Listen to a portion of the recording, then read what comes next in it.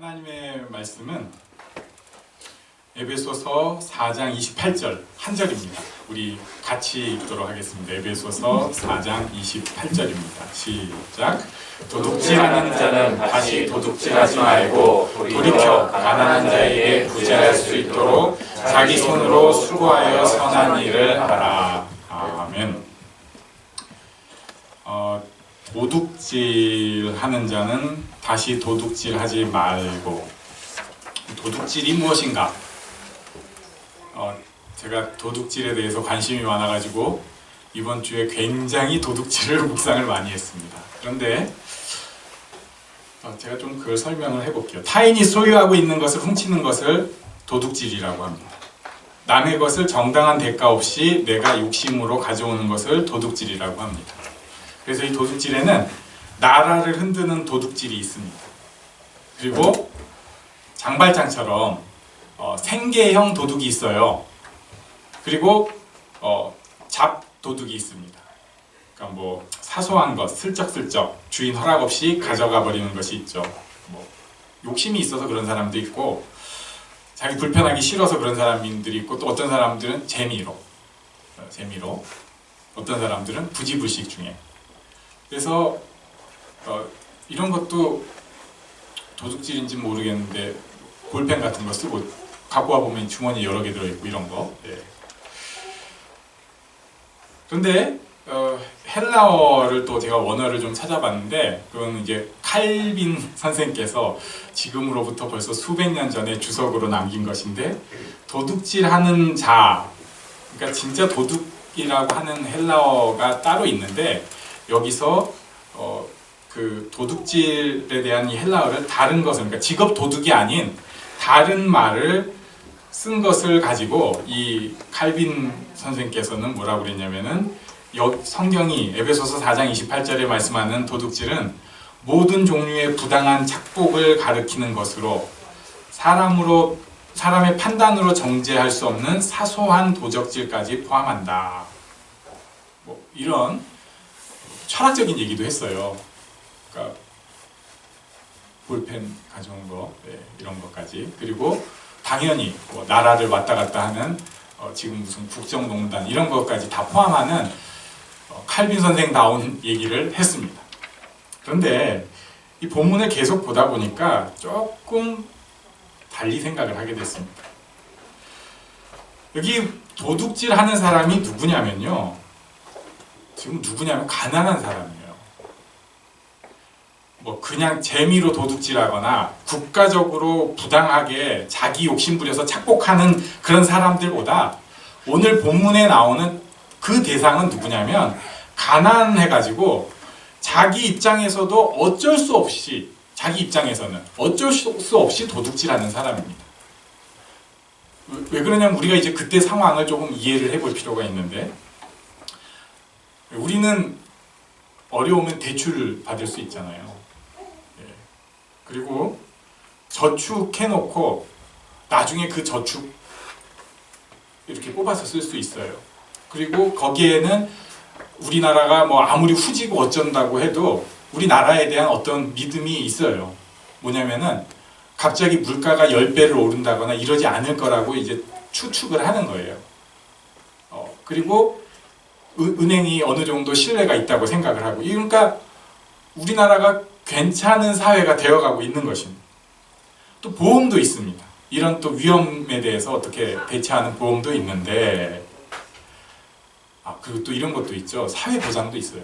아직 우리나라는 좀 약하지만 만약에 진짜 소득이 없는 사람 같으면 국가에서 뭐 어느 정도 도와주는 그런 제도도 있습니다. 그런데 지금 이 에베소서의 시대는 그런 게 아무것도 없는 시대입니다. 그러니까 오늘은 막 쌀도 많고 음식이 많은데 내년이 됐는데 아무것도 없을, 서로 며칠간 굶을 수 있는 그런 시대예요. 정말 안타까울 수 있는. 그래서 그 나름의 이제 보호책이 뭐냐면은 이웃의 그 관계입니다. 그리고 옆집과 우리 집이 서로 돕는 거죠. 근데 이것을 뛰어넘는 일이나 아니면 어떤 사소한 일들에 있어서 자기가 없다 보니까 슬쩍 훔쳐서라도 먹고 사는 시대였습니다. 물론 전혀 그렇지 않은 사람도 있지만 많은 사람들이 도둑질에 대해서, 사소한 도둑질에 대해서 가난 때문에 하는 것이라고 어느 정도 이해할 수 있는 그런 상황이었어요. 그런데 사도 바울이 이렇게 얘기를 하는 겁니다. 그런 사람한테 야, 네 생각만 하지 말고 가난한 사람 돌봐라. 네가 지금 가난하다고 자꾸 너 생각만 하는데 가난한 사람 네가 돌봐라. 그러니까 아주 뭐 넉넉한 사람이나 종교적이나 도덕적으로 훌륭한 사람한테 가난한 사람 돌봐라가 아니라 지금 그 가난한 사람이랑 뭐 비슷한 별 볼 일 없는 나한테 지금 요구하시는 거예요. 야, 너 도둑질 이제 그만둬. 그리고 구제해. 가난한 사람들한테 구제해. 네. 여러분 혹시 정말 갚을 수 없는 사람한테 이렇게 구제한 경험이 있습니까? 누가복음 14장 13절 14절에 이런 말씀이 있어요. 한번 같이 읽어보겠습니다. 시작. 잔치를 베풀거든 차라리 가난한 자들과 몸 불편한 자들과 저어는 자들과 맹인들을 청하라. 그리하면 그들이 갚을 것이 없으므로 내게 복이 되리니 이는 의인들의 부활 시에 내가 갚음을 받겠습니다 하시더라. 아멘. 예수님께서 하신 말씀인데요. 여기 가난한 자, 몸 불편한 자, 저는 자, 맹인들은 갚을 수가 없는 거예요. 한국은 이거 되게 좋다고 해야 되나요? 잘 돼 있잖아요. 부조금이 잘 발달돼 있어요. 근데 이 사람들은 내가 부조를 해도 나한테 갚을 수 없는 사람들이에요. 근데 그 사람들한테 베풀라는 거예요. 그리고 나중에 하나님께서 너한테 갚아주시겠다. 뭐 이렇게 말씀을 하시는 것입니다. 이런 구제에 대해서 저한테 도전을 준 큰 분이 있어요. 그분은 저를 잘 모르는데 저는 나름 잘 아는 헨리 나우엔이라고 하는 분이 있습니다. 이분은요 예일대 교수였습니다. 원래 성공의 신부이기도 한데 예일대 교수가 됐고요. 그러니까 잘난 사람이에요. 그러다가 어느 공동체에서 도전을 받고 그리고 또 이번에 이제 또 하버드 교수가 됐네요. 이미 베스트셀러 작가입니다. 이런 얘기는 좀 민망하지만 이분 책이 우리나라에서 잘 팔릴 때 그분 책 판매량을 인세로 계산하면 목사가 이런 거 하면 안 되는데 그러면은 1억이 훨씬 넘었었어요. 훨씬 넘었었어요. 그때 이미 아주 잘 팔린 때가 아니었는데 사람들이 그 사람 손끝을 기다립니다. 학교 가면 인기 강사죠. 자, 그런데 그 사람이 다 버렸어요. 그리고 옆 동네 캐나다로 갔습니다. 거기에 공동체 발달 장애 공동체를 갔는데 거기 장애인이 몇 명이 있는가? 6명 있는 공동체. 제가 지금 파주에 일주일에 한 번씩 가서 저는 놀기만 하고 아내는 진료를 하는데 거기 그냥 돌보는 장애인이 수십 명이에요. 그리고 어떨 때는 전체 모일 때는 100단위가 넘는 장애인이 있는데도 그렇게 많다는 생각은 안 들어요. 그런데 한 방에서 이렇게 방이 있는데 방에 좀 보통 기부 좋은 숫자가 6명이거든요. 근데 이 공동체는 전체 장애인 숫자가 6명. 거기에 이 헨리 나우엔이 들어간 거예요. 그리고 그곳에서 아담이라고 하는 친구를 자기가 좀 더 특별하게 섬겨주게 됩니다. 이 사람이 어느 날 이 얘기를 해요. 물론 영어로 했을 거예요. 전 번역본을 봤으니까. 나는 당신을 너무 좋아요.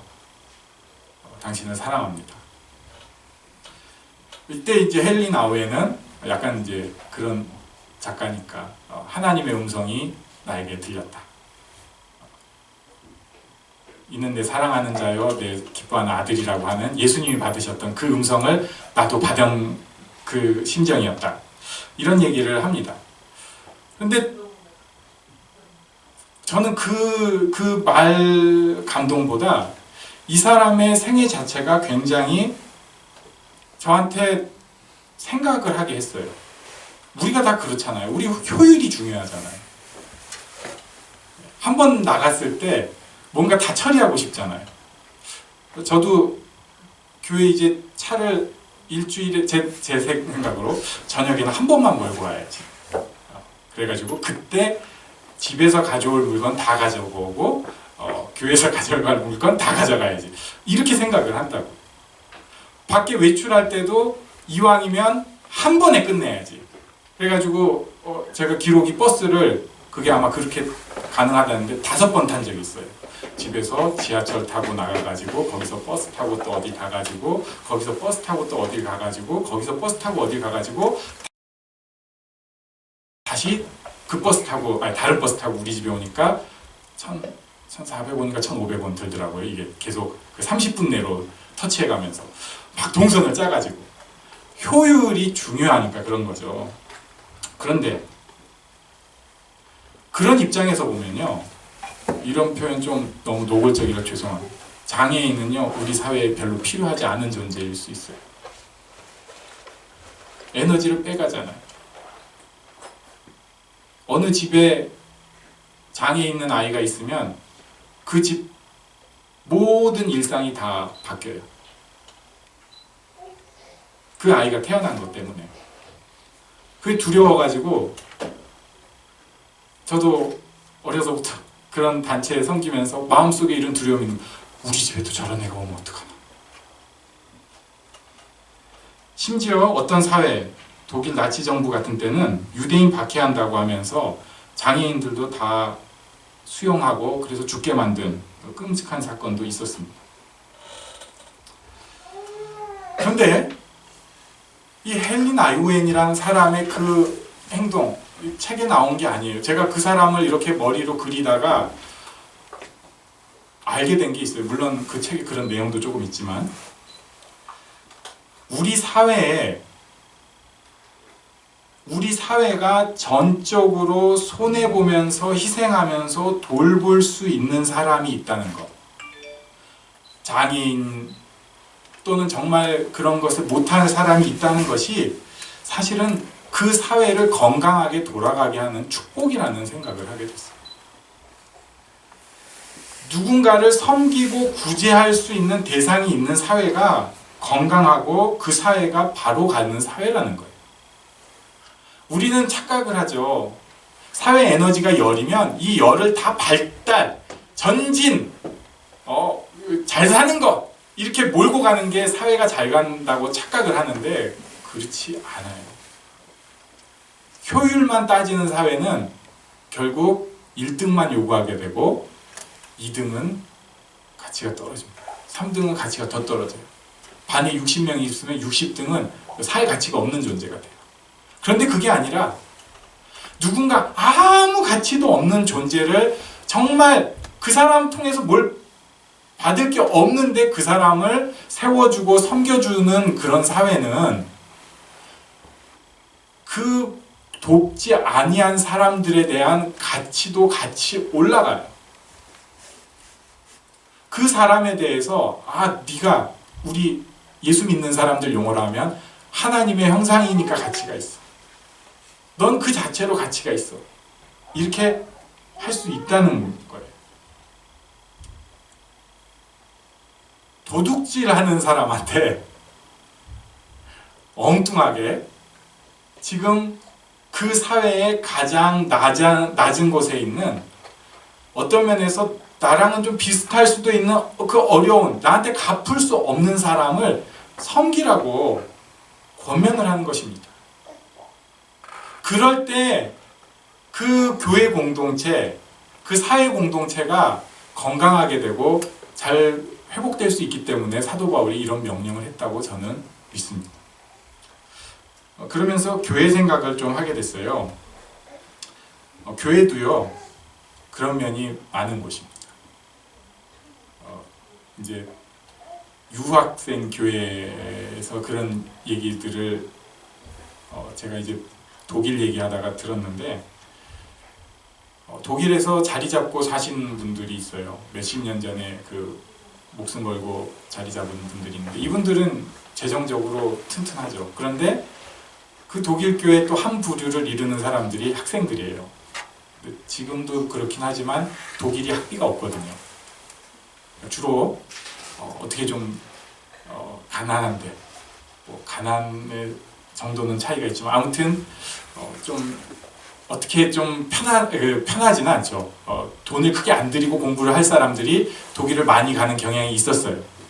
그런 사람들이 모여 있는 교회니까 학생들 중에서 뭐 이렇게 헌금을 많이 한다거나 이런 상상을 할 수 없어요.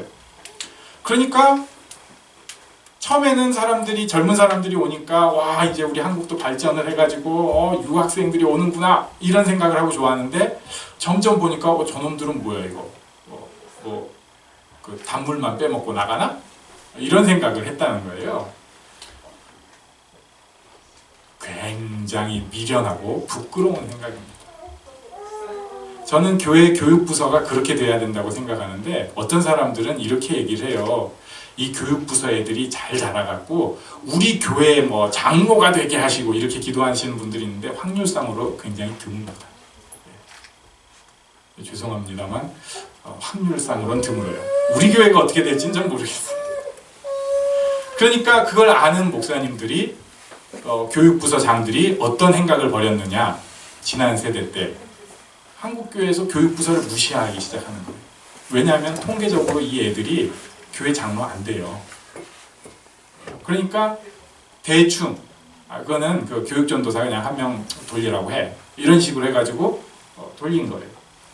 그 결과가 어떻게 됐냐면 한국교회 전반이 지금 무너지는 데 일조했습니다. 그 애들이 교회를 심지어 안 갈 수도 있어요. 뭐 다른 교회에서 잘 섬길 수도 있고.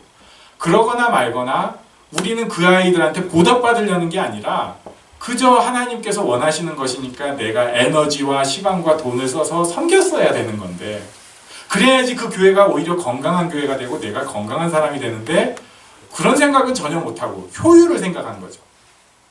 그렇지, 이거를 투자를 했으니까 받아야 돼. 곤란합니다. 교육부서 같은 곳은 선생님들이 정말 고생하는 기도 많이 해요. 어떤 선생님들은 진짜 애들 때문에 막 펑펑 우는 선생님도 제가 여러 봤어요. 게다가 같은 교사들끼리 갈등해가지고 교회 안에서인데, 이 교육부서 안 했으면 그런 일 없었을 텐데 막 실족하고 그런 사람도 봤습니다. 어떤 면에서 보답받을 수 없는 일이에요. 그러나 그런 구제 가운데 자기를 헌신한 사람들이 장기적인 안목으로 제가 지금 보니까 그 헌신했던 사람들이 하나님 앞에 훨씬 건강하게 자라고 있는 모습을 보게 됩니다. 다시 한번 우리 본문을 읽고 말씀을 계속하도록 하겠습니다. 28절 같이 읽습니다. 시작. 도둑질하는 자는 다시 도둑질하지 말고 돌이켜 가난한 자에게 구제할 수 있도록 자기 손으로 수고하여 선한 일을 하라. 아멘. 제가 여기까지 말씀을 나름 이제 은혜롭게 잘 준비를 했는데 갑자기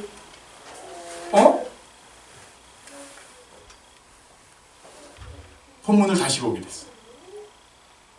도둑질하는 자는 다시 도둑질하지 말고 돌이켜 가난한 자에게 구제할 수 있도록.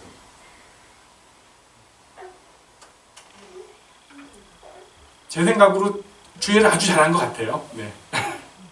본문을 정확하게 잘 봤어요. 그렇지. 그런데 그 다음이랑 조금 언밸런스한 게 있는 거예요. 자기 손으로 수고하여 선한 일을 하라. 지금 가난해갖고 도둑질하는 사람이에요.